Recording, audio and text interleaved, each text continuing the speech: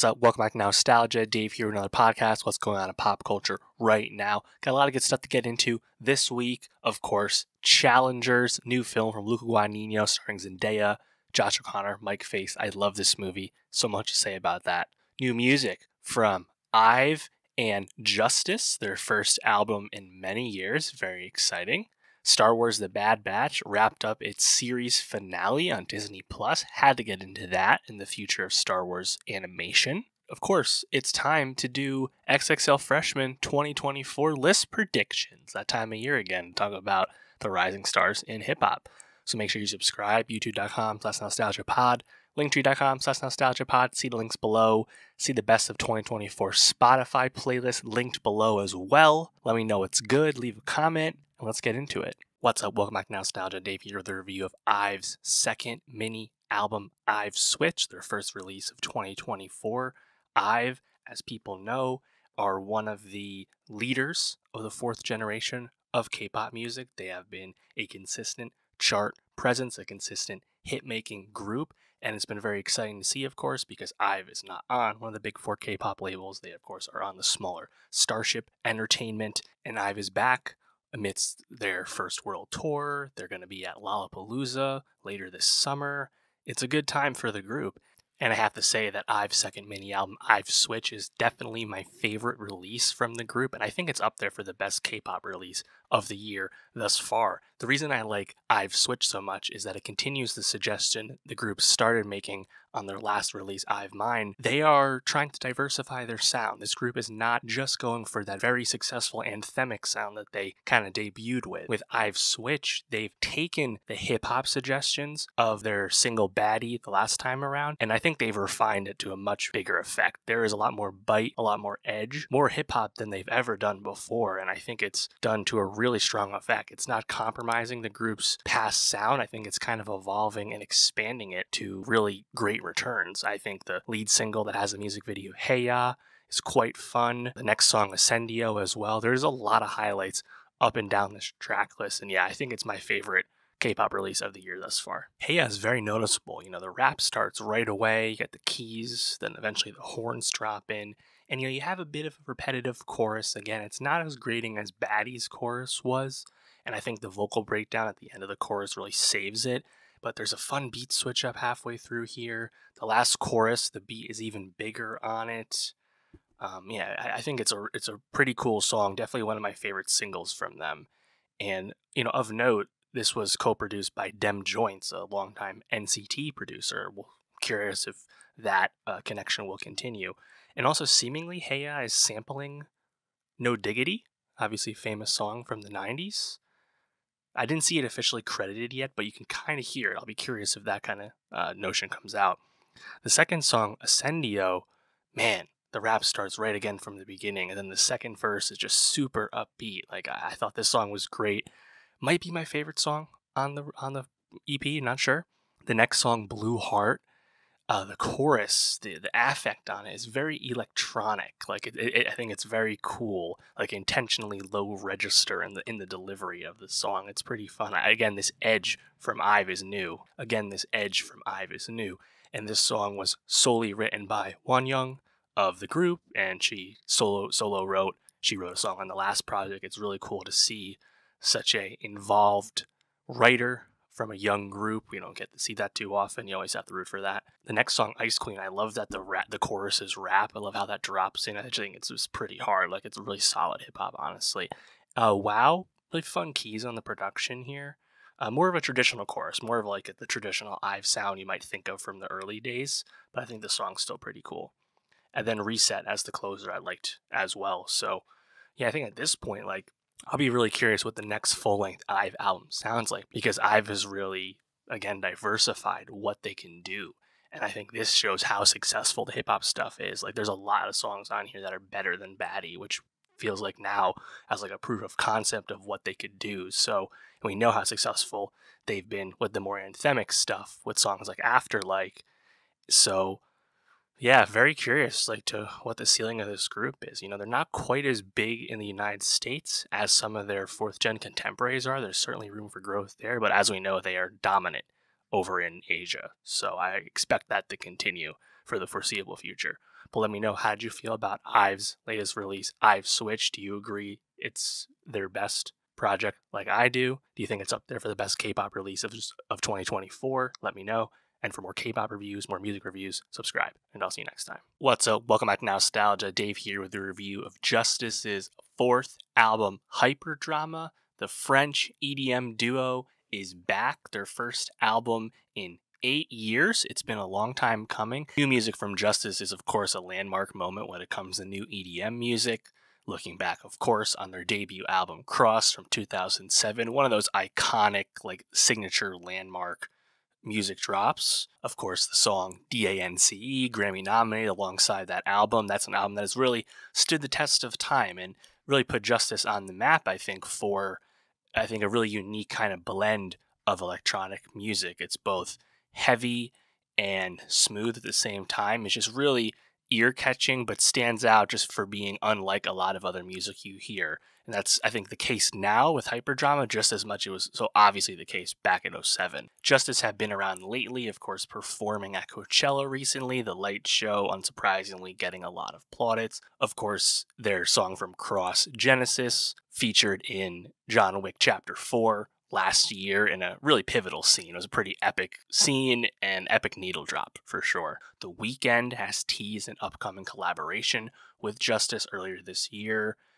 Honestly, a good cosign, of course, because we know how strong a taste The Weeknd has in DJs. You know, looking at his past work with Swedish House Mafia, Gesaffelstein, and Daft Punk, of course. And Daft Punk, you know, they get a lot of comparisons, right? It's very obvious. Justice is a French duo, Daft Punk is a French duo. They actually have connections and on the label and management side of things, but they're really doing, I think, different sort of things. And if you were to compare this to a Daft Punk album, it's not exactly a clean comparison, but this comes across, Hyperdrama comes across as the random access memories of the Justice catalog, if you will. We can get into that in a little bit. Overall, I really enjoyed Justice's fourth album, Hyperdrama. I think it's certainly a return to form and their best album since their landmark debut, Cross, from 2007. Having been 8 years since the last Justice album, I think the fact that they've returned is just very exciting, but also how they've returned with this type of music. This is a curated and smooth album. It's definitely a bit sanded down edges-wise compared to how in-your-face Cross is, but it's very funky bass, it's very dancey, and still has a bit of bite, which I think is what kind of sets it apart from those middle two Justice albums, and why I think this is clearly their second best album. One of the lead singles, Generator, in particular, should really harken back to Justice's songs of the past. I think that song with those synths, that pulsing techno, strings dropping in halfway through, gives me cyberpunk vibes. I think that song's incredible, honestly. You have a lot of high-profile guests on here. Kevin Parker's vocals from Tame Impala, Miguel, Thundercat. All the vocals are kind of similar in the sense that they're all kind of falsetto singing. It's all very complimentary to the music, but I think the justice of it all is obviously the main attraction here. Overall, I'd say Hyperdrama is a bit more anthemic and less mashup heavy, less genre flippy than some of their past work. The French duo have cited the Dutch techno subgenre gabber as an influence on this album. I can't really speak to that, honestly. Leave a comment if you could hear that influence. To me, though, it still felt like a Justice record in terms of, I think, just the combination of the bass with the bite, the use of synths, the heavy kick drums. The bass here has just, I think, a distinct flair to it in a really fun way. So I'm really happy this album's here. I'm going to try and see Justice live when they go on tour later this summer. That's not an especially long tour, so I feel like it's going to be a big deal to go. So I'm going to try and go. They're coming to Boston, so I'll do my best to check that out. Of course, floor seats are already sold out, so we're going to pay. But yeah, let's kind of go through the track list here. Song 1, Never Ender, featuring Kevin Parker of Tame Impala on the vocals, very groovy. You know, I think the I'll Remember chorus from Kevin, it's pretty fun. It's pretty catchy.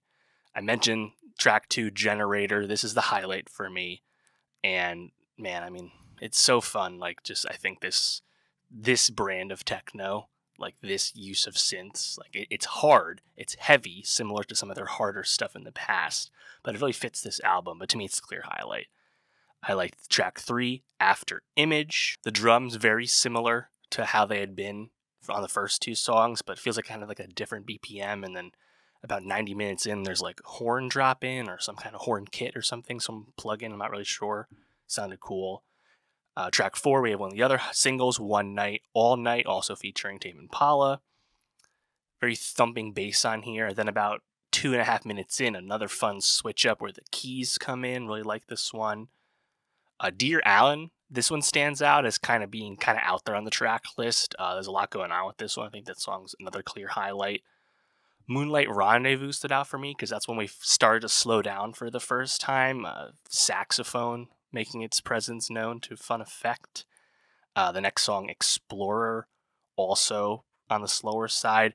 Interestingly, like listening to the mix on a song like this, it almost sounded like the song was like skipping or glitching, as if it was like vinyl scratch, like vinyl skip or something, which obviously is not actually what it is, but it was giving me that vibe of like a glitch, like it wasn't loading, buffering properly. Kind of an interesting feeling on the song to be kind of rough in that regard. Saturine features Miguel. I mean, this is the first, big look for Miguel, I have to say, since of course his song Sure Thing blew up on TikTok over 10 years after it came out. Like, can't really think, has Miguel done anything since that TikTok moment last year? I don't think so. So this is a pretty big feature for him.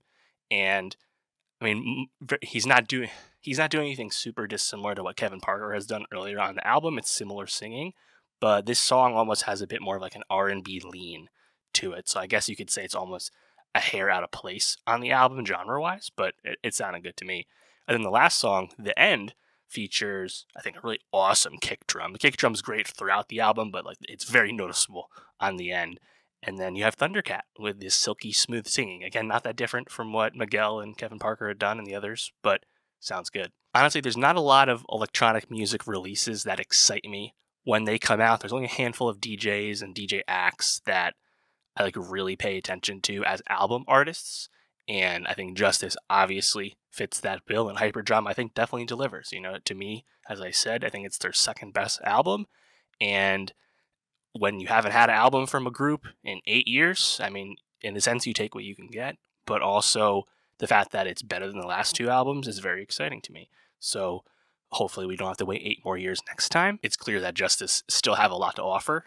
Gasper Ogg, Xavier DeRosny, very unique duo, obviously. So I'm a fan of Justice and I'm a fan of Hyperdrama. Let me know, what did you think of the album? What was your favorite song? What was your favorite moment? Do you agree it's their second best album? Let me know. And for more music reviews, subscribe. And I'll see you next time. What's up, welcome back to Nostalgia. Dave here with my review of Star Wars The Bad Batch Season 3. The third and final season has ended. The series finale.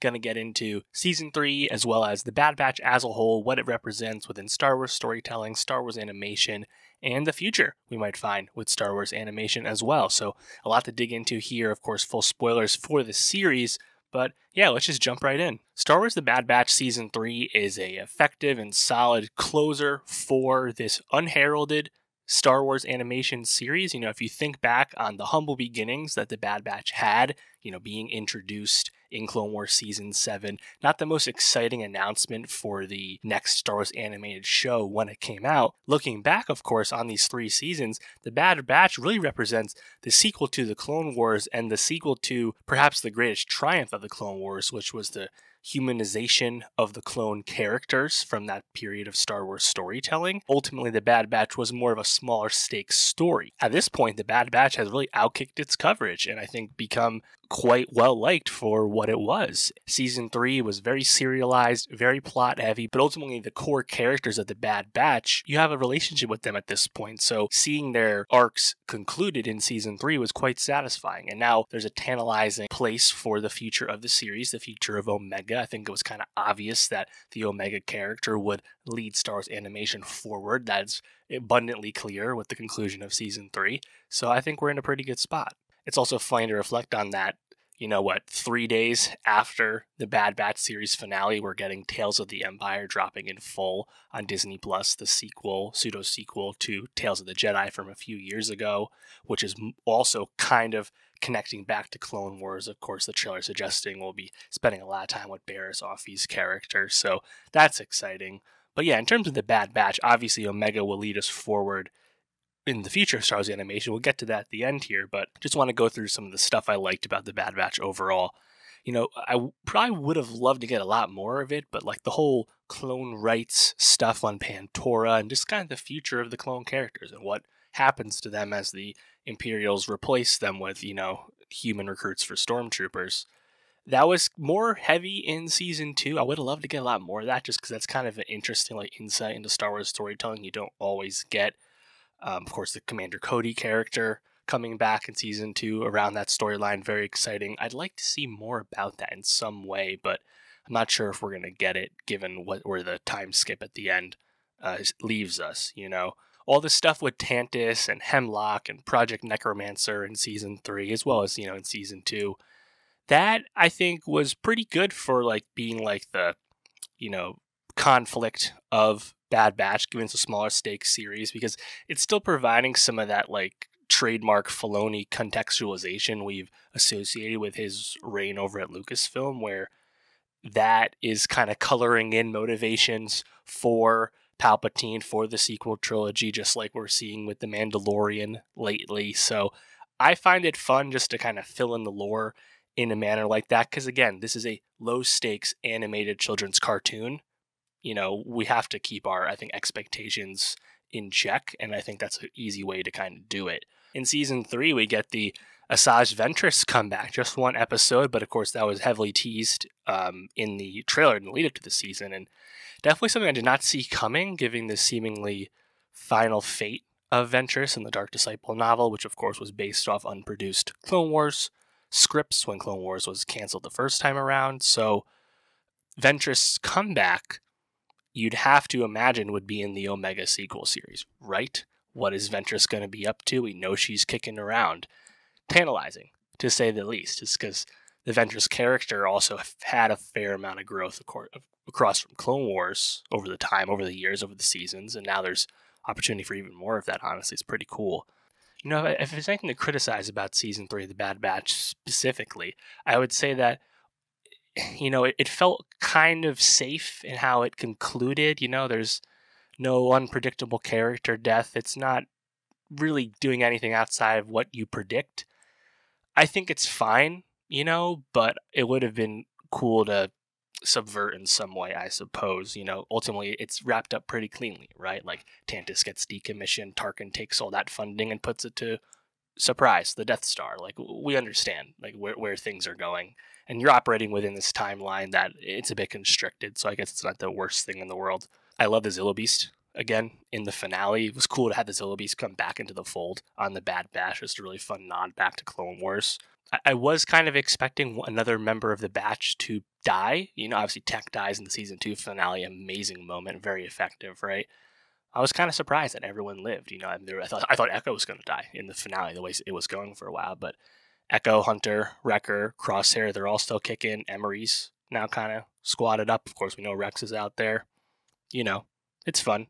But obviously, the Omega sequel series, after there's a clear time skip at the end of Bad Batch towards the, early days of the rebellion, it's probably at least 10 years in the future, maybe close to 15 years, judging by how long we know that time frame is. It's pretty exciting. So now the opportunity for Omega to be a rebel pilot, rebel recruit of some kind. You could see her interact with many characters we know, obviously, from the live action and animated, screen, but also because of Omega's young age, right? Just she's quite young in Bad Batch and still a young woman after this time skip.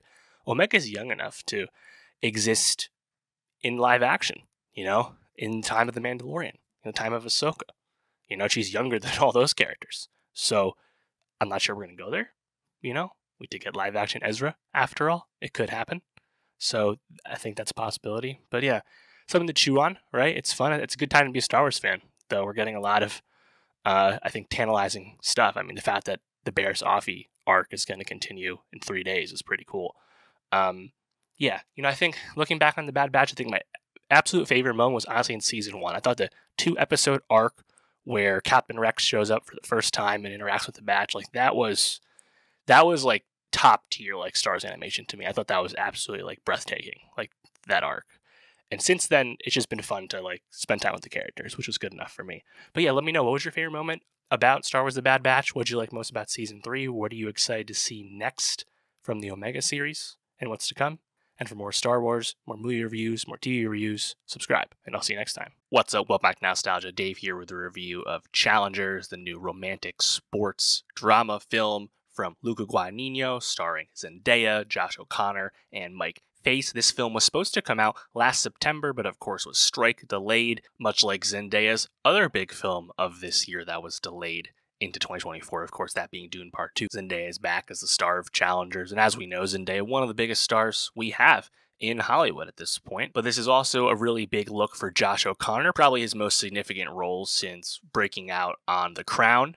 And of course, Mike Faist, this is definitely his first big role since the big breakthrough in West Side Story a few years ago. So a lot was riding on this film. Of course, Luca Guadagnino, as we know, has been pretty prolific recently. Of course, Bones and All with Timothée Chalamet not that long ago. Challengers is an epic movie. I absolutely loved it. I thought this was so propulsive, so tension-filled, so erotic. Like, everything about this movie, I think, is very successful.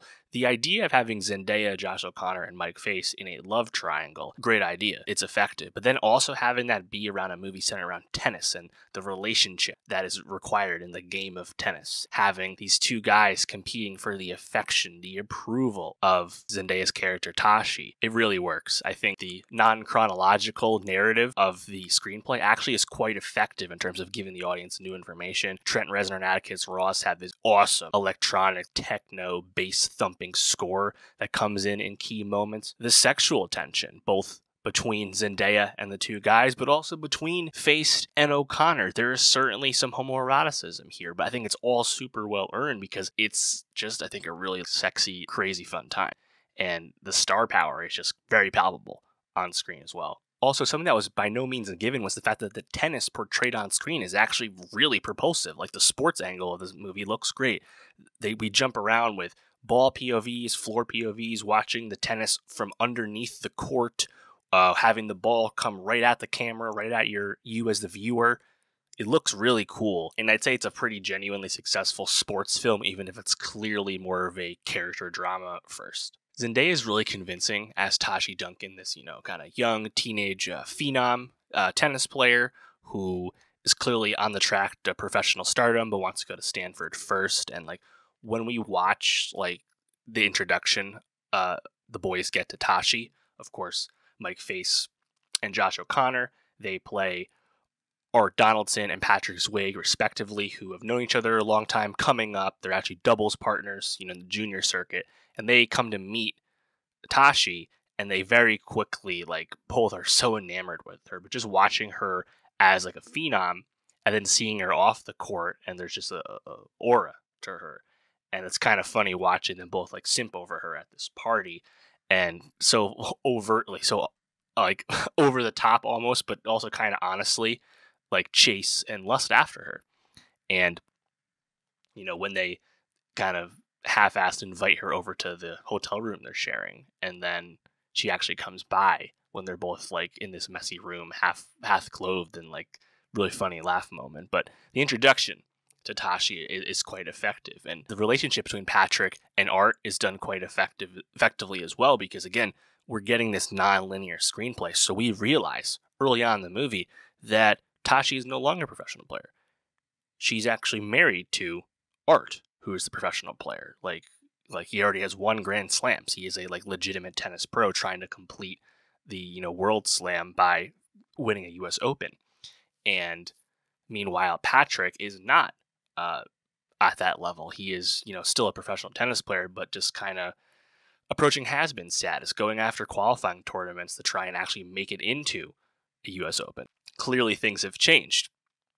And, as we learn how things go, where actually Tashi and Patrick start dating first, and then Tashi's injury almost becomes this, like, this point of diversion where they both kind of they separate, and then Art and Tashi end up linking up, and we learn about why these things happen. And I think the idea of Tashi being so driven, so having such a desire to win, that when that's taken away from her with her on the court injury, which is really harrowing to watch, when that's taken away from her and Art proposes like Tashi being his coach, you kind of understand that Tashi perspective where this is someone so driven, so focused on this one thing that if she can't have it for herself, she will make sure it happens for someone else and then she can have a piece of that.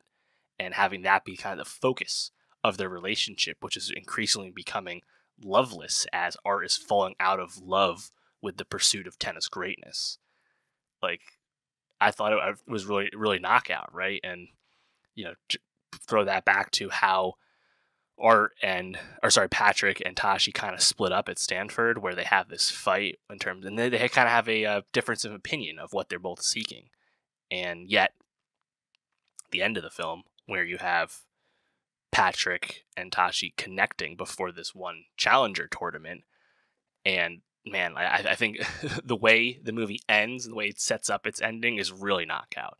But it's just the premise of Tashi sending Art to a challenging qualifying tournament that's clearly beneath him as a established successful pro to kind of get his confidence back, because she needs to basically build him back up. And then by chance, as far as we understand, Patrick's also in this tournament. And if they both advance their sides of the bracket, they will face each other. And obviously they've had a falling out significantly, as we learn about, up until that point. So I think it's like a really like fun build up to that like final tournament as we go back and forth through time and learn about the character relationships across this dense love triangle. And Tachi doing what she has to do to get Patrick on board with letting him win, but not like giving up, but actually bringing the best out of him. And what that ends up being, amazing callback to what the tell was on the racket.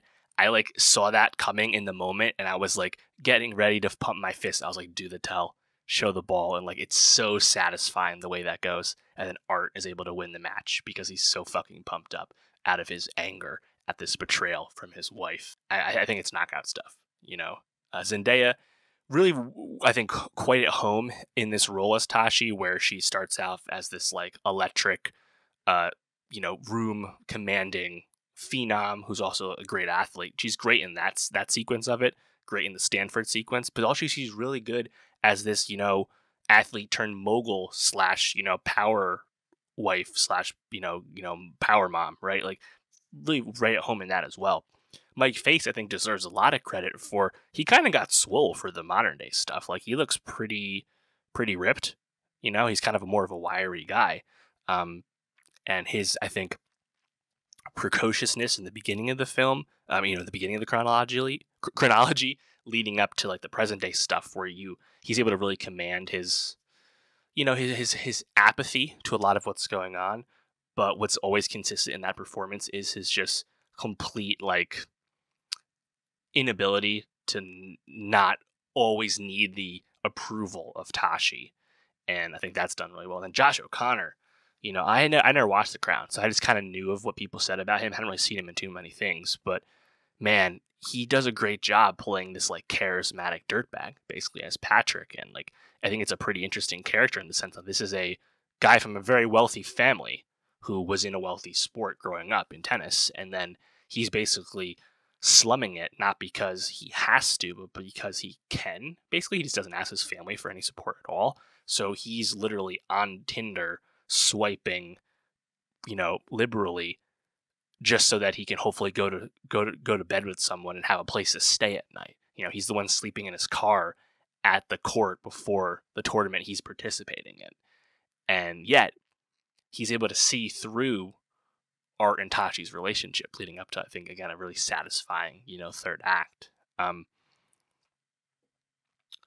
Also, I think Faist and O'Connor, as tennis performers, O'Connor has more of like this hunch. He's like abnormal as a athlete, whereas Faist is obviously this very wealthy professional guy, and he has this almost like robotic like poise to him. I think they're both great in the hotel room scene, and that is a pretty sexy scene, honestly. And I think Guadagnino's camera, the way he kind of like fixes on Zendaya, actually basically coerces the two boys into making out together, and then of course she just leaves, but puts the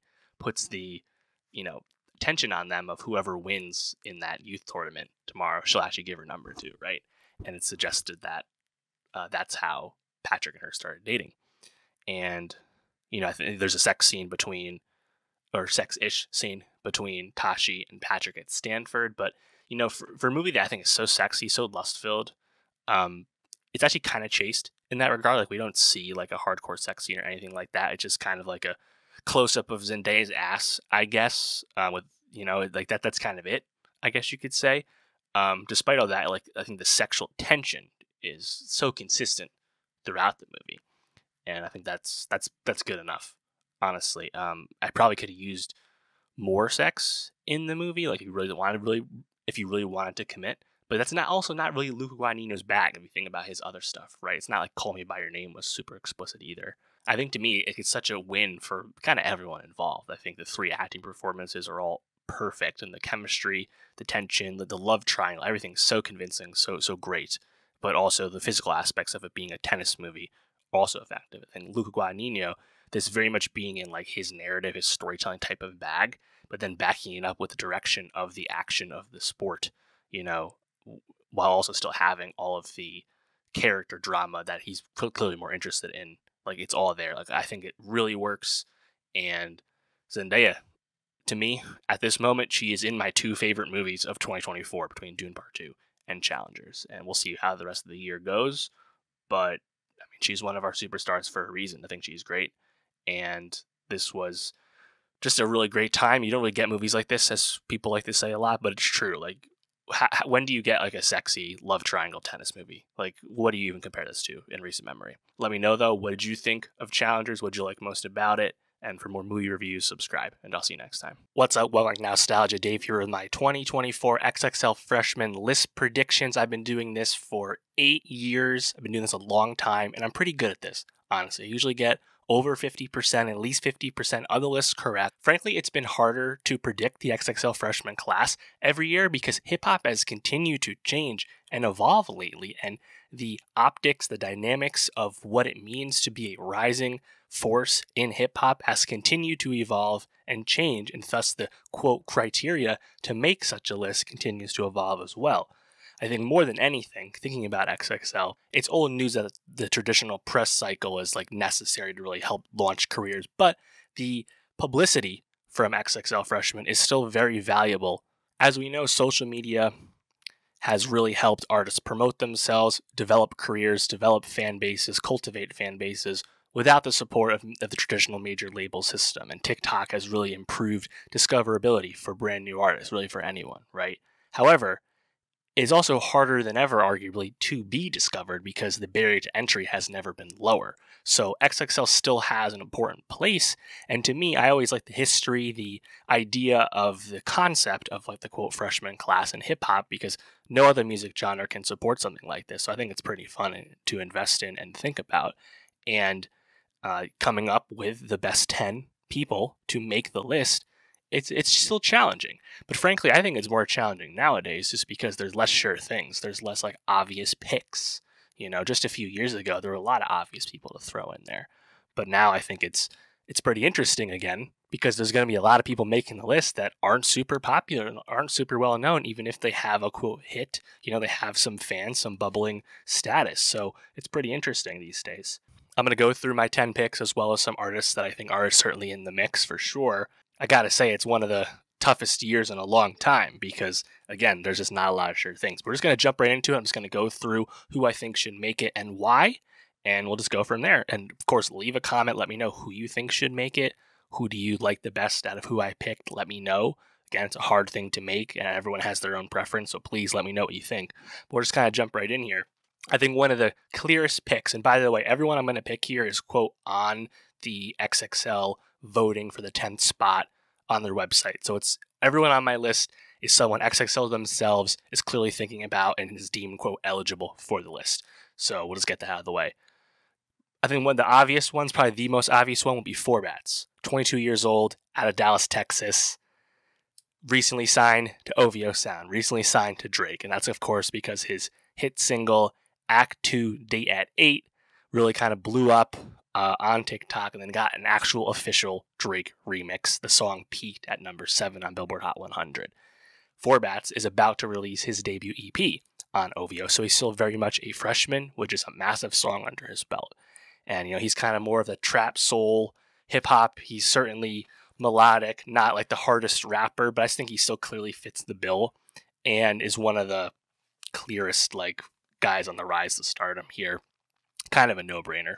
Next up, we'll go with someone who I also think is a no-brainer, but it's kind of on the other side of the coin, and that would be V's out of Detroit. V's is 30 years old, but he only signed to Warner last year in the lead up to his debut album, Ganger. And Ganger wasn't like a massive hit by any means, but it was a huge critical hit. Got a ton of critical acclaim, big rap critic artist for sure. And he debuted back in 2019, so it's not like he's been like popping forever, but it's been a little bit amount of time. But the breakthrough was clearly last year, so I think he certainly kind of fits the mix. And representing Detroit, I think, is an important scene to obviously recognize. And his trap style with like kind of very laid back, almost like mealy mouth flow. There's a unique side to V's, but he also is clearly representing that Detroit / like Flint sound. So I think he's another like pretty easy pick. Next up for me would be Cash Cobain from the Bronx, 25 years old.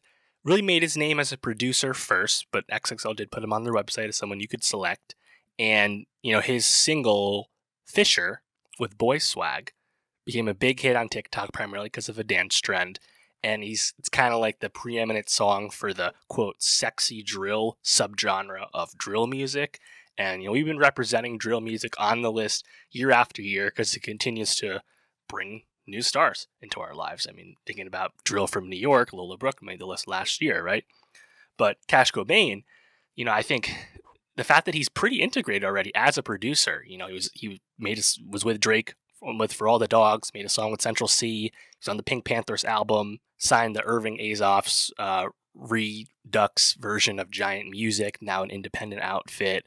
Got several projects, but I don't know. I think Cash Cobain's kind of like a clear pick because he's definitely not a star. Like, he doesn't even have a Wikipedia page, but he's like clearly like moving and getting a lot of big placements as a producer and also really breaking out as an artist as well with Fisher. And he's got several projects out there on top of that. So I think he's another good pick. After that, we have 2 artists that were on the website in the past, didn't get picked, didn't make the list, and are actually eligible again. I was a little shocked about this one. That would be Kenny Mason, 29 years old, out of Atlanta.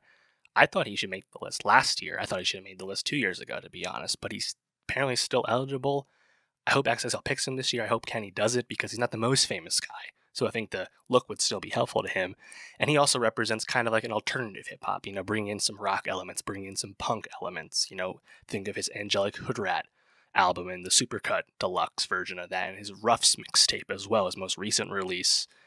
Full-length release before all those EPs he released last year. Very interesting artist. Not a lot of people doing stuff like him.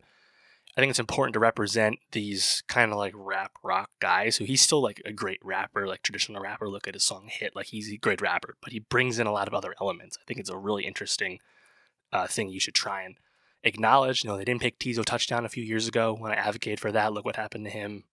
Pick Kenny Mason. Someone else who I actually recommended they pick last year, who they didn't, would be Cash Dami from the DMV.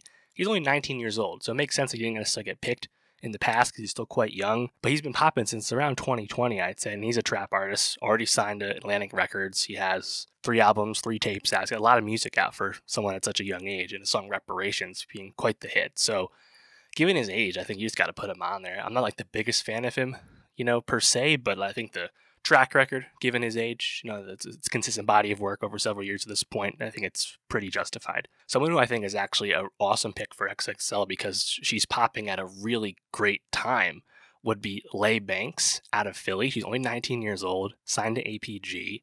And of course, her hit single, Tell Your Girlfriend. You've seen the TikTok dances. I know you've watched those. That song has peaked at number 58 on Hot 100, but she only has 1 EP and a bunch of other singles, so she's still very much in that freshman mix. Tell Your Girlfriend, talk dance aside, pretty like fun song. Like, she has like a nice mix of like melodic like pop rap. She has some other viral songs as well on top of that. It's not necessarily a one-hit wonder situation. Yeah, I think like this is like perfect timing for her, and she's kind of a no-brainer. And at this point, I've said a lot of these people are, quote, like no-brainers or easy picks, but like they're not super famous artists, right? So it's not like past few years where there were people that were a lot more mainstream already that were clearly going to make the list. It's not quite the case this year, obviously. Like Lay Banks, Cash Dami, Kenny Mason, Cash Cobain, V's, Four Bats. Are any of them really famous? I would say no. And that's going to continue for the rest of my list. Next up for me would be Rich Amiri out of Boston, 20 years old. His song One Call peaked at number 60, 200 million plus on Spotify already. I believe that's the biggest hit out of anyone on here. That and Four Bats is Act 2. He signed Internet Money Records, get some Cole Bennett representation. 3 projects out, another kind of trap artist. Kind of interesting to represent Boston. Like, we don't get a lot of Boston rappers. I mean, who was the last person to really make a lot of noise since, like, Cousin Stiz and Michael Christmas? It's been a minute. And even if I think his sound doesn't really sound like the Northeast per se, it's a bit more Southern, I think. But still, cool pick. The rest of my picks, I think these are ones that could go either way. This is kind of where I landed because, again, I think it's kind of hard. I landed on Baby Drill, 22 years old, from Atlanta. Pretty traditional Atlanta street trapper. Signed to Sony. He's got a lot of projects out already. Connected to 21, connected to Nudie, Quavo. Like, he seems pretty established in like that Atlanta mainstream.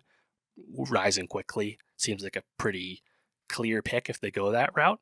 I know he's had some legal issues, so that always clouds your selection to the list, so we'll see. Also from Atlanta would be Huncho, 24 years old, signed to 300 Entertainment, another trap guy. Got like 8 projects out there. He opened up for Lil Baby on tour last year. Seems to be pretty established in the Atlanta scene. So another one where I don't know if they pick Baby Drill and Huncho. Maybe they pick just one of those guys, but they both make sense. Also from Atlanta would be Caribou. She's 27 years old, but she's a new artist. She really only has like 4 songs out. Biggest hits probably Box the 40. And of course, she's signed to, Lil Yachty's Concrete Boys Collective. She used to be Lil Yachty's assistant before she started rapping. This is, I think, a really cool pick for a freshman because even though she's connected to Yachty, someone who's established, she has very little music out right now. So it's like we're very much at the beginning of this career, right? Similarly, someone who she made a song with, Splash Brothers, she collabed with Anicia. Very similar, like rising, like brand new artists. So I would not be shocked if either one of those make it, but I'm going to go with Caribou here. And that's my 10. I'm just thinking of other people in the mix here. Little Mabu, I'm not even sure how you say it. He's 19 from New York, white guy, signed to Empire. Maximal Disrespect, Minimal Disrespect, where that song is. Peaked at number 47, TikTok guy. Don't know how serious we're going to take him, so I'm not selecting him. He was on the website. We'll see. Want to shout out Skilla Baby. I also want to shout out all like the Cardi clones, the Yeet clones, like Jadis and Netspend and Ian. I don't think any of them are going to make it, but they do represent a certain scene in the rage music, alternative hip hop, SoundCloud rap 10.0, etc. I'm not picking any of them, but I've got to acknowledge them. Also, I want to acknowledge the Brooklyn Drill Trio 41, comprised of Kyle Rich, Jen Carter, and Tafta. All 3 of those guys were actually listed on the website as someone you could vote for as individuals. Of course, XXL does not pick groups, just can't, logistically speaking with the cover. As a result, I don't know how you can pick one of those guys without picking all 3, to be honest. Like, they're clearly like the most eventful thing to happen in New York drill music alongside Cash Cobain. But I don't know how you pick one but not the other. I feel like they're just not going to make the list, and Cash Cobain makes the list. But I wanted to acknowledge them because if they were not in a group, some of them would probably make it if they were popping the same way. But that's my list. To recap, here are my 2024 XXL Freshman List predictions. Number 1, Four Bats from Dallas, Texas. Number 2, V's from Detroit. Number 3, Cash Cobain from the Bronx. Number 4, Kenny Mason from Atlanta. Number 5, Cash Dami from the DMV. Number 6, Lay Banks from Philly. Number 7, Rich Amiri from Boston. Number 8, Baby Drill from Atlanta. Number 9, Huncho from Atlanta. And number 10, Caribou from Atlanta. Leave a comment, let me know who you think should make the XXL freshman class. And make sure you watch the full video to find out why I picked who I did. And of course, make sure you come back once the list gets officially announced by XXL, in the middle of June, as they always do. And I'll react to who actually did make the list, see how I did. And yeah, we'll talk about it then. And of course, for more rap reviews throughout the year, see the playlist link below and subscribe. And I'll see you next time. All right, that's going to do it for the pod this week. Next week, we got a big one again. and it's fronted by music. New Dua Lipa album, her first one in over 4 years, very exciting. Also new music from Willow and Four Bats. Hack Season 3 premieres on Max, and The Fall Guy, starring Ryan Gosling and Emily Blunt, is out in theaters. So make sure you subscribe. youtube.com/nostalgiapod, linktree.com/nostalgiapod. See the links below. See the Spotify playlist linked below. Leave a comment. Let me know it's good, and I'll see you next week.